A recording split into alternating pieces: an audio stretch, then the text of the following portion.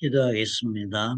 사랑이 많으시고 좋으신 우리 하나님 아버지, 오늘도 우리가 다윗과 골리앗의 이야기를 계속 읽겠습니다. 주님께서 직접 저희들에게 말씀해 주셔서 오늘도 하나님으로 인하여 깨우치고 배우고 그래서 하나님과 함께 동행하는 삶을 살 수 있도록 아버지 축복해 주옵소서.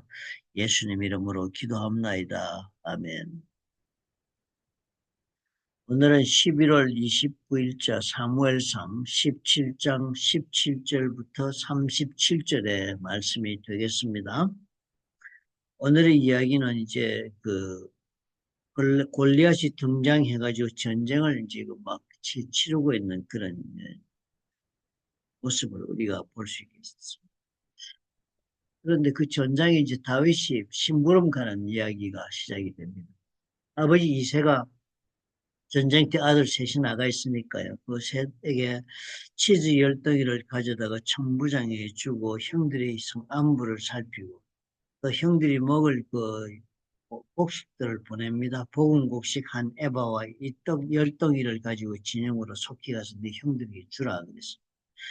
그리고 주고서는 네 형들의 안부를 살피라. 그리고 징표를 가져오라. 지금 잘 있다 하는 그런 소식을 가져오라. 그냥 가서 덜렁덜렁 다녀오지 말고 형들이 확실히 잘 있다는 거, 안전하게 있다는 것을 꼭 상황을 잘 알아가지고 나한테 보고를 하라 그랬습니다. 그때가 어떨 땐가 하면 사울과 모든 이스라엘 사람들이 엘라 골짜기에서 블레셋 사람들과 싸우던 중이었습니다. 거대 전쟁은 사실상 먹고 입고 이런 거니까요. 군대가 다 왕으로부터 공급을 받아야 되는데 초기에 뭐 그렇지 못하고 하니까 각자가 부담을 하고 이렇게 하면 전쟁을 하고 있었어요. 다윗이 그래서 그 명을 따라서 아침 일찍 일어나가지고 다른 사람에게 양을 치는 걸 맡기고서는요, 이새가 명령한 대로 그렇게 갔습니다. 그래 갔더니 이제 형편을 가다 보니까 가서 다윗이 직접 목격한 것이 뭐니까 그 골리앗이 등장을 해가지고는 아주 뭐 이게 사태가 심각한 것입니다. 블레셋 사람의 싸움 도두는 가드 사람 골리앗이란 자가 마침 그 전열에서 나와서 전하는 말을 들은 거예요.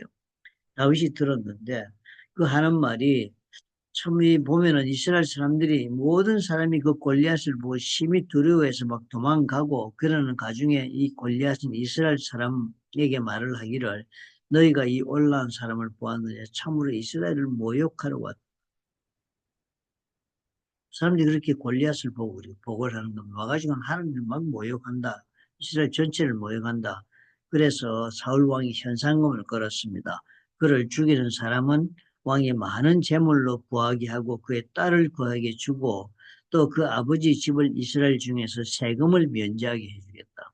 사울 왕이 해줄 수 있는 거 다 해주네. 이제 자기 딸도 사위로 주고 사위 삼겠다 그러고 사울이 왕 많은 재물도 주겠다 그러고 그렇게 한 사람의 모든 가정에서는 세금도 면제해 주겠다 이랬으니까 엄청난 특혜를 상급을 주는 조건을 내걸었습니다. 그런데도 아무도 이 골리앗이 이렇게 등장해서 대항해서 쳐서 죽이겠다고 나서는 사람이 없어서 지금 이렇게 형편이 무인지경이 된 것입니다. 그러니까 이 사람이 다윗이 보니까 이 블레셋의 골리앗이 등장해서 하는 말은 살아계신 하나님의 군대를 모욕하는구나 하고 다윗이 깨달은 것입니다. 그 말을 들어보니까 그 사람들이 물어봤어요. 그래서 그래 저런 골리앗을 죽이면 그런 사람들에게 어떤 대접을 해주냐, 무슨 상을 주냐 이렇게 물어봤더니 이제 똑같은 얘기를 백성들이 해준 것입니다. 사울 왕이 재물도 주고 딸도 주고 그리고 온 그 가정에 세금도 그 아버지 가정에 세금도 면해주는 그런 일을 해주겠다 그랬어요.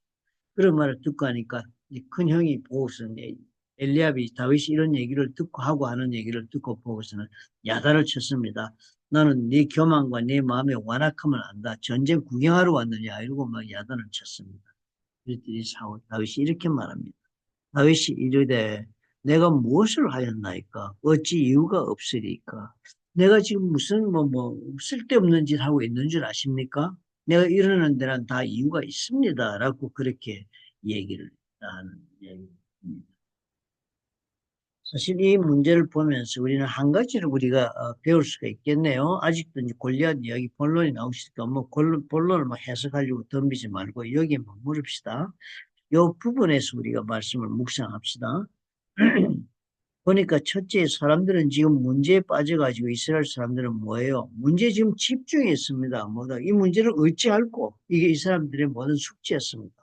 골리앗이 막 등장하고 전쟁은 지금 나가 싸울 상대는 없고 그리고 상대방 숫자는 많고 뭐 그럼 다 지금 백성들이 두렵고 떨고 뭐 도망가고 싶고 뭐 이런 마음을 가지고서는 이 문제를 어떻게 우리가 해결해야 되나 어떻게 이 문제로부터 우리가 벗어날 수 있을까가 이 사람들의 모든 생각에 가 있는 초점이었습니다. 그러니까 뭐가 보여요?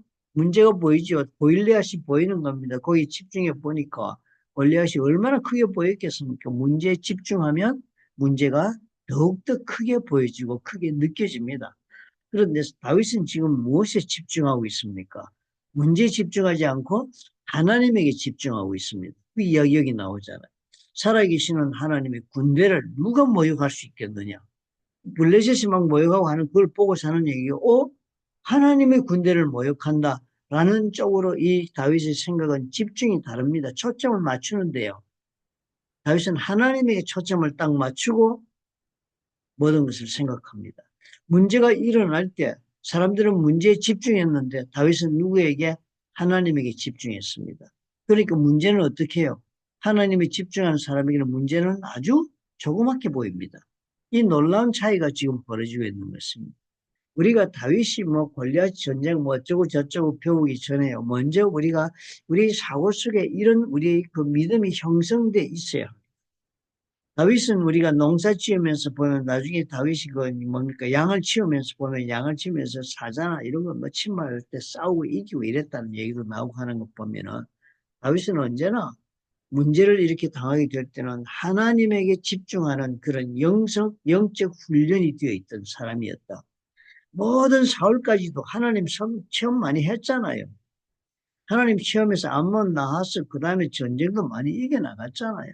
그런데도 불구하고 그들은 하나도 배운 것이 없었습니다. 왜냐하면 그들의 신앙생활의 목적이나 그들이 살아나가는 데 있어서의 모든 생각은 자기 중심적이고 자기 이해 타산에 사로잡힌 자기 이기적인 그런 생각이 신앙생활의 모든 목적이었습니다. 내가 어떻게 하면 잘 될까가 신앙생활하는 목표였으니까 그들은 무슨 일을 당했을 때 하나님이 역사해가지고 경험해서 문제 해결되고 나면 문제에서 벗어났다가 그들의 결론입니다. 신앙생활하면서 문제에 벗어났다가 이제 문제 벗어나면 더 놀래야지요. 문제 벗어난 것 때문에 놀랄 게 아니라 이걸 내가 벗어난 게 아니고 하나님이 직접 이 문제를 해결해 주었다는 것을 내가 알고 그만큼 놀라면서 하나님을 아는 사람이 되어야 되지 않겠습니까? 그렇게 변해가야 되는데요. 그렇게 변해가면은 이때쯤 돼서 문제 골리앗이 등장해도 그 다음에 아무리 골리앗이 크고 심각한 문제를 할지라도 하나님에게 초점을 맞추고 하나님이 어떻게 해주실까? 하나님께 이 문제를 어떻게 가지고 갈까? 이런 생각을 하게 되지 않겠습니까? 그런데 이스라엘 사람들 그런 생각 전혀 못 했습니다. 왜요? 문제 해결만 되면 되는 인생을 살았으니까요. 하나님을 배우는 사람이 되지 못했습니다. 똑같은 사람들인데 다윗은 어떻게 해요? 하나님과 함께하는 그 이야기는 하나도 우리가 지금까지 읽어보지도 못했습니다. 그런데 딱 등장해서 보는 것이 이 사람 큰 문제를 보니까 당장 말하는 것이 하나님 이야기합니다. 하나님 중심입니다. 하나님을 저것이 모욕하고 있다. 이 하나님이 어떤 하나님인데, 그죠? 그러니까 다윗은 초점이 문제가 일어나면 그것을 습득하고 살면서 배웠네요. 양치면서 그걸 배워서 하나님이 그래서 왕으로 세우겠다. 기름 부은 것 같습니다. 왕에게 초점을 맞춰. 이것이 우리가 꼭 배워야 할 문제가 아닌 것 같습니다. 우리 신앙생활 하면서 여러분 하나님 얼마나 많이 경험하십니까? 많이 경험하셨죠?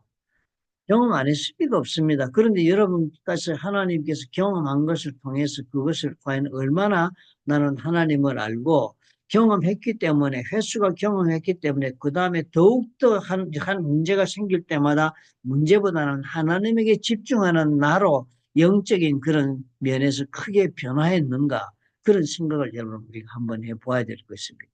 변화된 거 없지요? 대부분 경우가. 왜 없습니까? 문제 해결된 것이 오직 나의 인생의 목표였습니다. 하나님이 해결해 주셔서 고마운 거고요. 누가 다른 사람이 도와줘서 해결해 주면 그 사람이 고마운 겁니다. 그 뒤에서 하나님이 역사하시고 이 사람을 보냈고 이런 식으로 하나님을 배우는 사람이 되지 못했고 문제 하나만 해결하면 내 인생은 행복하다 해결하다가 나의 인생의 목적이었으니까 하나님은 결국 여러분에게 그랬다면 내 인생의 목표를 달성하고 내 만족을 위한 도구자, 시중드는 그런 도움이 받기는 되지 못했다 하는 것을 우리가 발견할 수 있다. 이렇게 생각합니다. 저와 여러분, 그러므로 오늘 이 생각 꼭 해봅시다. 나는 문제가 일어날 때 과연 하나님에게 제일 먼저 집중하고 초점을 맞추는가? 아니면 문제에 내가 초점을 맞추고 문제 속에 깊이 내 관심을 두고 해결하기를 원하는 그런 사람으로 내가 사는가? 이것이 어떻게 해요? 나와 하나님의 관계에서 결정되는 거겠지요. 나와 하나님의 관계가 정말 얼마만큼 긴밀하게 발전했으면.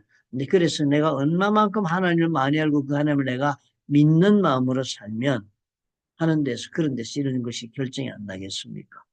나는 과연 이제 초점을 맞추고 사는 사람인가? 아니면 하나님에게 초점을 맞추는 오늘 이 말씀 우리에게 그 부분을 도전하고 있습니다. 좋으신 아버지 하나님 감사합니다. 배우게 도와주옵소서. 날이 갈수록 하나님을 체험하는 것이 한두 가지가 아닐 텐데도 불구하고 우리는 어떻게 해요? 하나님에게 초점을 맞추고 인생을 바라보면서 정말 하나님 앞에 담대하게 사는 사람이 되지 못했다면 오늘 이때까지 살아온 나의 신앙이 과연 무엇인가라고 돌아볼 줄 아는 시간이 되게 도와주시옵소서. 다윗과 이스라엘 사람들의 차이는 단 한 가지입니다. 문제에 집중하여 사는 사람인가 아니면 하나님을 집중하는 사람인가.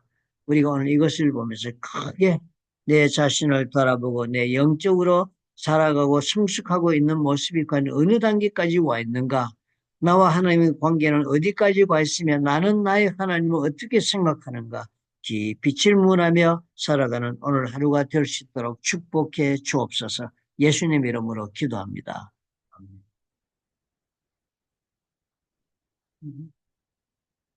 배우고 그리고 또 실천하고 하면서 우리 기억하면 되겠습니다. 그죠? 제가 우리 성도 가운데 처음으로 코비드 때 우리가 줌으로 공부하면서 예수를 영접했습니다.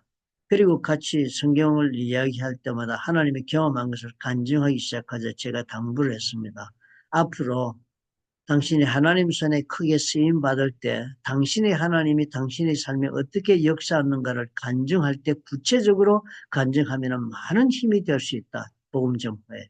하나님께 영광을 돌리는 일에 많은 어, 도움이 될 수 있다. 그러므로 오늘부터 노트에다가 당신의 삶에 하나님이 응답하고 계시고 역사하고 계신 걸 적어 나가기를 한번 해보라. 그래서 그 성도는 지금도 적고 있습니다. 한 3년째 적었나요? 적었습니다. 몇 월 며칠에 무슨 일은 하나님이 해주셨습니다. 여러분, 우리도 한번 그런 노력을 기울여 봅시다. 잊어버리고 살지 말고요. 경험하신 하나님 통해서 이제는 습관이 생기게 걱정 하나 할 것 없이 문제가 터지면 하나님에게 초점을 맞춥니다. 그래 문제는 하나님이 크신 반면에 비교해서 상대적으로 어마어마하게 작게 보이지 않겠습니까?